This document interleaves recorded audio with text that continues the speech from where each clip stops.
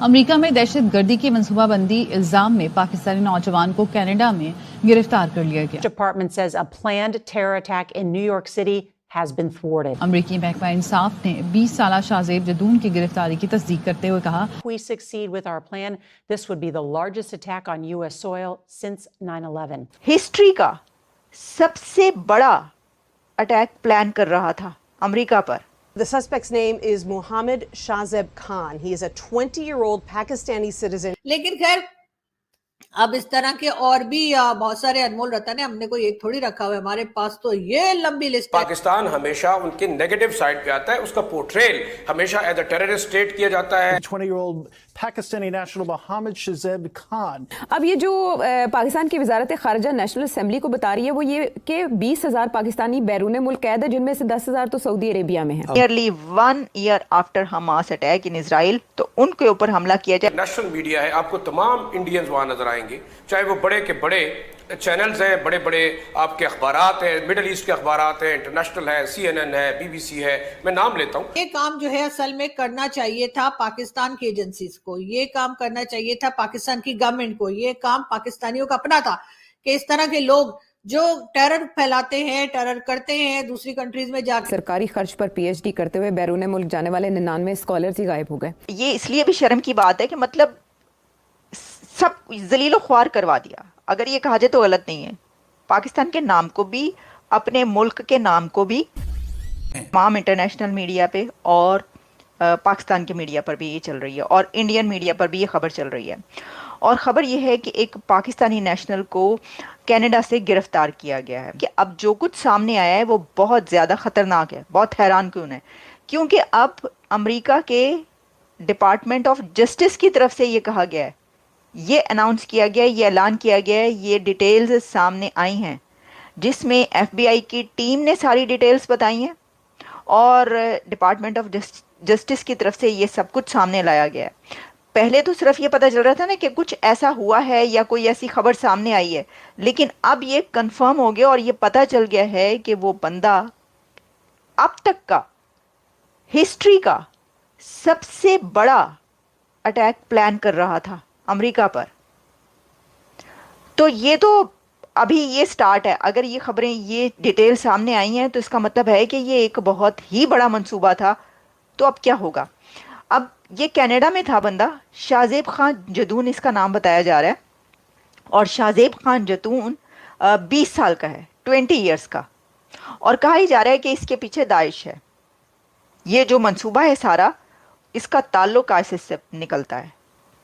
اور دیکھیں، ایک مطلب اتنی بڑی دہشت گرد جماعت سے تعلق رکھتا ہوا ایک پاکستانی لڑکا جس کی عمر صرف 20 سال ہے اور وہ پلان کر رہا ہے دنیا کا سب سے بڑا اٹیک کرنے کا امریکہ کے اوپر. آپ سوچ سکتے ہیں کہ یہ کیا خبر ہے، یہ کتنی بڑی اور کتنی خطرناک خبر ہے. اس کی وجہ کیا ہے؟ اس کی وجہ یہ ہے کہ اس کی پوری ایک ہسٹری ہے. اس کی پوری ہسٹری یہ ہے کہ 9/11 آپ کو یاد ہے نا، اور یہ ابھی جو ہے یہ سپٹمبر ہے. 9/11 کا حملہ جب ہوا تھا اس کے بعد امریکہ کی طرف سے پاکستان کو کہا گیا تھا فون کر کے کہ ہمارا ساتھ دینا ہے یا نہیں دینا، ہمارا ساتھ دینا ہے یا پتھر کے زمانے میں جانا ہے. تو جنرل مشرف فوراً انہوں نے کہا تھا یس سر، نہیں ہم نہیں جانے کو تیار پتھر کے زمانے میں. اور اس کے بعد کیا ہوا تھا؟ تو اب یہ خبر ہے کہ اس سے بھی زیادہ بڑا ایک حملہ وہ پلان کر رہا تھا. اور وہ حملہ کیا تھا کہ 7 اکتوبر کو اس نے یہ حملہ کرنا تھا اور نیو یارک میں یہ حملہ کرنا تھا. اور کہاں پر؟ نیو یارک پر یہودیوں پر، یعنی جوز پر یہ حملہ اس نے کرنے کا پلان بنایا ہوا تھا. اور 7 اکتوبر کو اس لیے کیونکہ 7 اکتوبر کو اینیورسری ہے حماس کے اٹیک کی.